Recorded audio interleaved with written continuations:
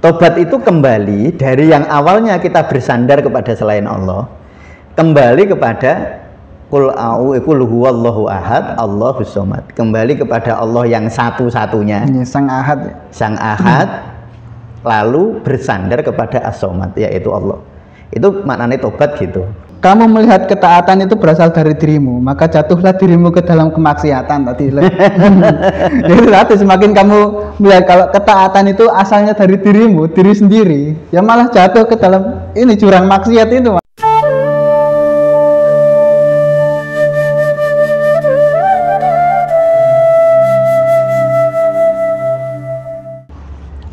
Ini kan ya masih Al-Anfal juga member ke ayat-ayat untuk taubat ya, Pak. Oh iya.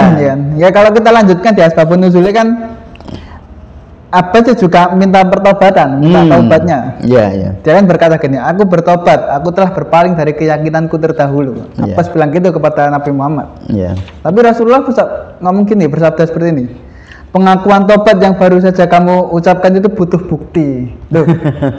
Dan yang kita pikirkan dari ya mungkin dari dulu kan tobat itu ya cukup kita menyadari bahwa aku ingin berubah gitu loh, Pak. Iya. Tapi kan di sini Rasulullah meminta bukti. Nah, bukti seperti apa itu yang dimaksud tuh? Bukti perubahan tadi, perubahan dari yang semula takut Rasulullah takut kepada orang jadi takut kepada Allah. Sebenarnya bukti di situ lah. Nanti dibuktikan kalau di sini ya. Kan gini. Sayyidina Abbas kan sudah bilang bukti kan, saya minta bukti gitu. Saya bertobat ya. Lalu Rasulullah ngendika, menyatakan cinta adalah hal yang mudah, tetapi pernyataan itu butuh bukti dan fakta. Nah, karena waktu itu tuh gini, Mas Fatih. Jadi Sayyidina Abbas itu kan memang orang kaya, beliau itu orang kaya. Nyun sewu, beliau itu termasuk orang yang kalau meminjam itu harus berbunga tinggi. Jadi beliau termasuk orang yang kaya, sebelum masuk Islam sudah jadi orang kaya. Dan beliau itu sebelum perang, sebelum jadi tawanan, beliau itu nitip-nitipin harta ke keluarganya, terutama ke ibunya, dititip-titipin gitu uangnya.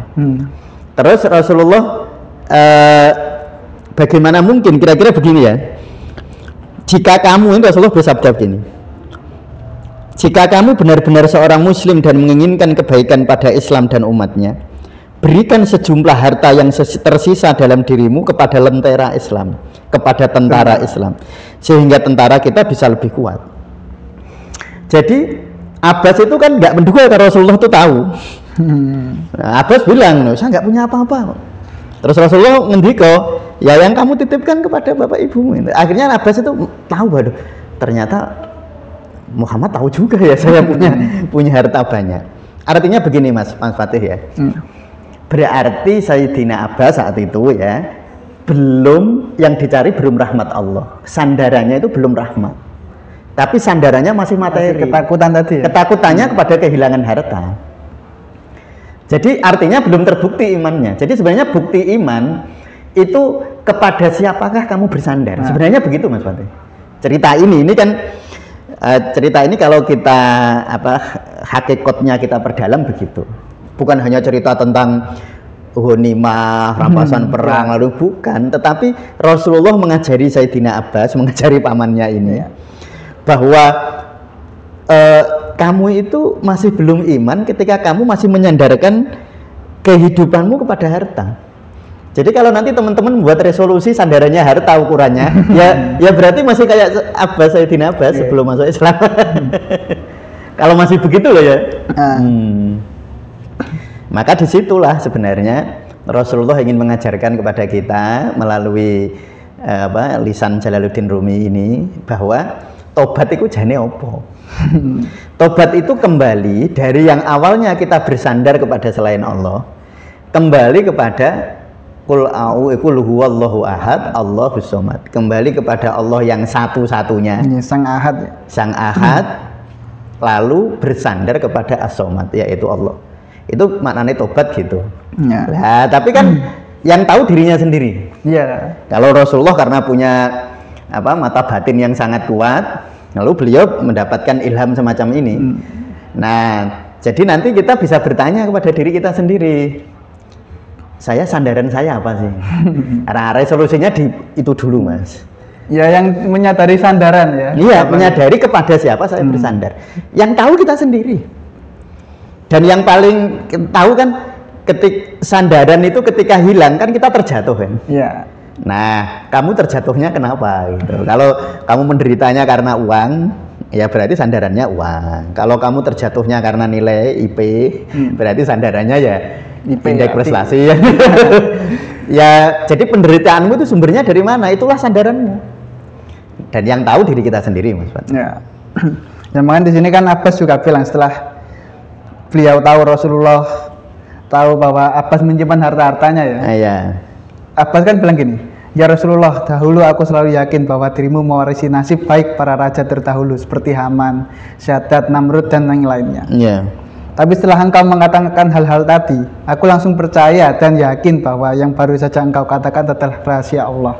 Nah tadi kan ya, berarti Abbas ya secara nggak langsung dia tahu bahwa oh Rasulullah itu bukan reinkarnasi dari raja-raja dahulu, ya kan? Berarti dia memandang Rasulullah kan awalnya gitu, makanya dia takut. Ya karena sebenarnya orang-orang Mekah saat itu, Mas, itu kan mencurigai Rasulullah itu mau menguasai mereka secara politik kan.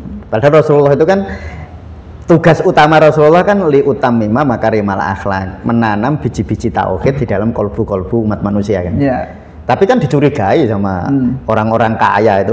Alah Muhammad itu ngono kan pengen jadi rojo.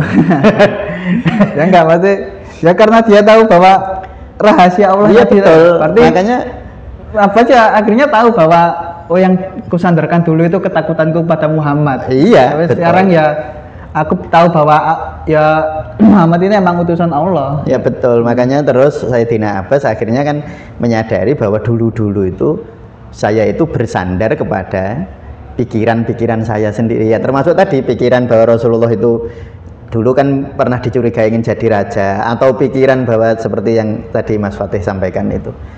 Nah sehingga kita jadi mengerti, jadi memahami mengapa Rasulullah itu menasihati Sayyidina Abbas dengan cara-cara tadi itu untuk menyadarkan Sayyidina Abbas. Karena Sayyidina Abbas kan orang kaya itu biasanya sandarannya kekayaan, sandarannya materi hartanya. Iya betul. Makanya kalau orang sufi itu bilang begini, Mas, hijab terbesar di dalam hidupmu, hijabmu yang menghalangimu, yang menghalangi kamu dengan Allah, itu adalah apa yang dipandang hebat oleh manusia. Jadi kalau Mas Fatih misalnya jadi ilmuwan, kan saya pandang Mas Fatih hebat jadi ilmuwan kan. Yang menghalangi Mas Fatih itu ya ilmu itu.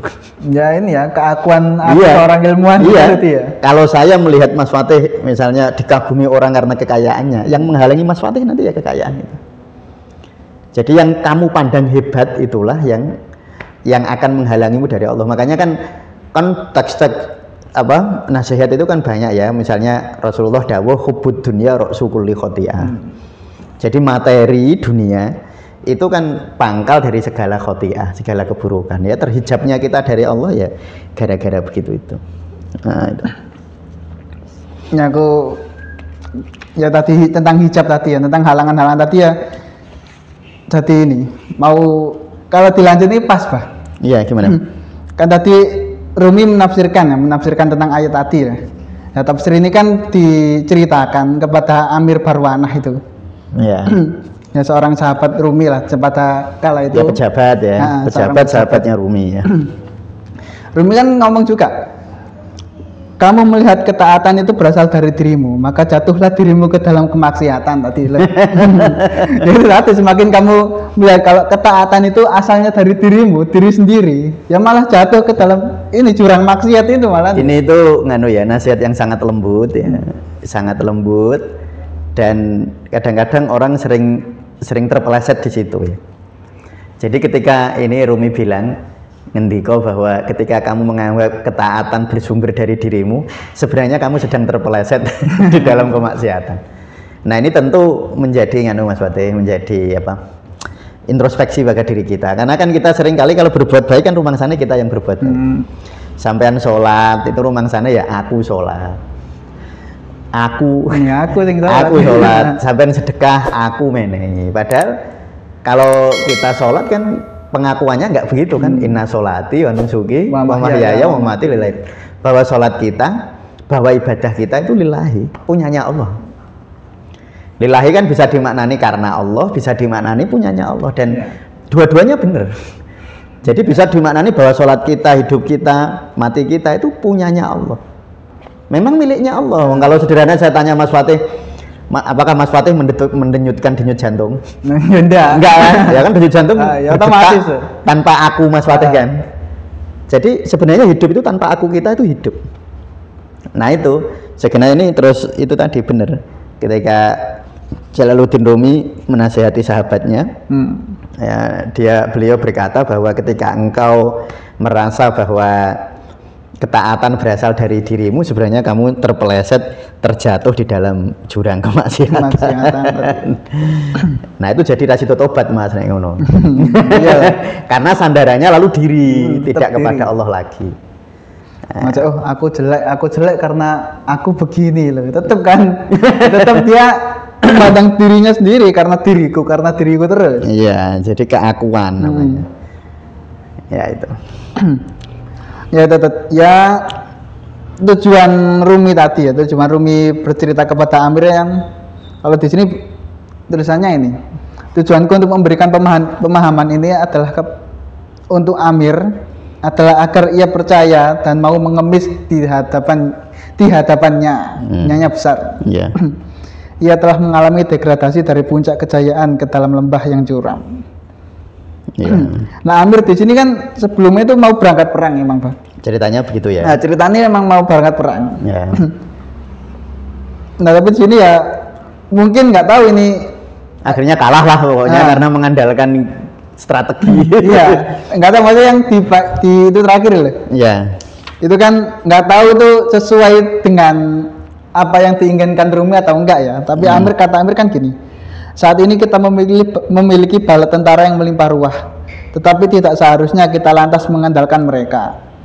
Saat kita begitu terpuruk, dirundung rasa takut dan ketidakberdayaan, juga jangan sampai kita kehilangan harapan. Ya, tentu sangat sesuai Mas kalau itu. Sesuai ini ya. Ya tentu ini harapannya kepada Allah. Tidak boleh tadi menyandarkan kepada tentara yang berlimpah. Tetapi kita tidak boleh lantas mengandalkan tentara yang melimpah ruah itu. Tetapi juga lalu yang kita andalkan apa? Rahmat Allah. Maka terus di sini itu ada yang sangat indah. Oleh karenanya kata Rumi ya, tengadahkan wajahmu ke hadapan Allah dalam khauf, dalam rasa gentar kepada Allah, bahwa kamu itu jangan takut nanti di tahun 2025 sumber ketakutanmu, sumber harapanmu, nah itu harus adalah hal-hal yang bersifat ruhaniyah dulu. Yang tadi di awal tadi kita sebut ayat perbaiki hatimu dulu. Nanti kan hal-hal yang lain yang ngatur Allah.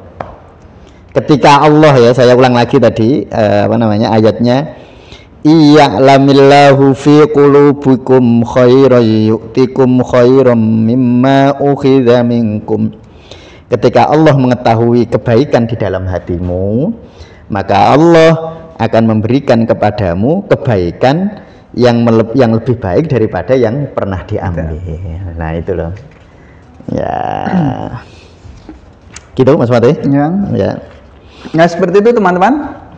Ya sekarang waktunya bagi teman-teman untuk merenungi apakah tujuan teman-teman bertobat atau tujuan teman-teman memperbaiki diri itu adalah untuk diri bukan untuk diri kita sendiri, maksudnya tujuannya itu berawal dari keputusasaan atau emang untuk memperbaiki hati, untuk memperbaiki kalbu kita ya ketika kita merasa tidak nyaman terhadap apa yang kita hadapi sekarang atau kita putus asa terhadap apa yang kita hadapi sebelumnya ya, kita refleksikan diri kita dulu, apakah itu karena apakah itu sebab dari kita sendiri tidak bisa atau emang kalbu kita yang belum nyaman akan hal tersebut, tindakan kita ya.